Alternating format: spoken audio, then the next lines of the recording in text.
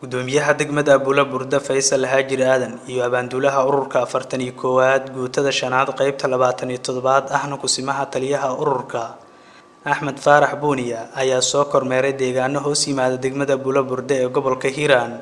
deegaanadani ay gaareen gudoomiyaha iyo taliyaha ayaana kala ah deegaanka Galmadoobo Qoraxsin iyo deegaanka Cali Ciise. dadka deegaanadaasi ku sugan ayaana aad u soo dhaweeyay gudoomiyaha iyo taliyaha iyagoona soo tusay dalagyadii ay beerteen oo dhammaan ay jirtay fatahaada webiga. deegaanadani aan tagnay ayaana waxaa ka jirtay baahiyaha dhanka waxbarashada iyagoona codsaday in ay helaan iskuulaad, goobo caafimaad, ayadoona deegaanada aan tagnay aysan lahayn ceel ay biyaha ay ka aroortaan maadaama ay qayb ka yihiin biyaha aasaaska nolosha bini'aadanka. waxaana bulshada ay biyaha ay dushooda uga keensadaan webiga waxaana ay codsanayaan in ceelasha ka halaysan dib loogu dayactiro ayna helaan goobo waxbarasho iyo caafimaad. bismillaahi rahmaani rahiim. mudanayaal gudoomiye madaxda sharafta leh oo maanta soo gaartay halkaas Galmadoobo nagu soo booqatay meeshaan wax badan oo dhibaatooyin aan ka cabanayna oo jiro.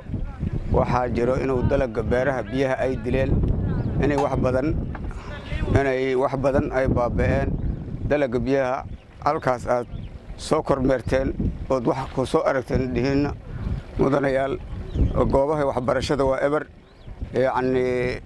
wax caafimaad leeyahay meesha kama jirto caqabad badan oo dhibaatooyin ah meeshan ka jirto. gudoomiyaha degmada Buulaburda Faysal Haajir Aadan ayaana waxa uu sheegay in wixii karaankiisa ah uu qaban doono bulshadani ku dhaqan deegaanadan isagoona ugu baaqay in madaxda matasha dadkani in ay ka warqabaan.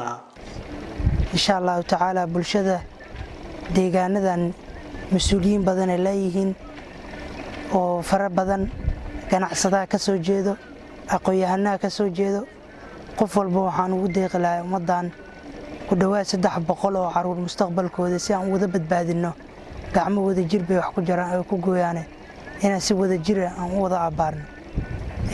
insha Allah ta'ala mid laga hadli karo ma ahan duruufta iyo baahida meesha taagan laakiin waxaan isku dayeynaa annaga haddaan nahay ka maamul ahaan wax kasta oo deegaanada tuulooyinka insha Allah ta'ala way bilowdeen inaan xaaladahooda iyo baahidooda aan mar walbana saana u joogtay doonaa Alla idmo.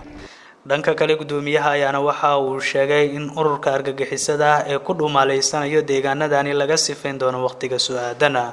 saa u socotid nabadiidka meel saldhig ay leeyihiin malahan waa nin iyo laba qofood ayagana waa ku guda jirnaa insha Allah ta'ala in laga cirib tiro saraakiishii dhammaan heegana ugu jiraan iyo ciidamada qalabka sida nooc walba ay ahaadaanba. hadda waa ujeedaa annagoo dad Soomaali ah in taliyii ururku sameeyay taliyii ururka iyo anigii gudoomiye inaan meeshaan joogno email ka dheerba aan tagi karno marka laba qofood iyo hal qofood uma joojinayno mustaqbalka iyo caruurta ummadda Soomaaliyeed. Askari Ali Raage, SNA Radio, Buulaburda.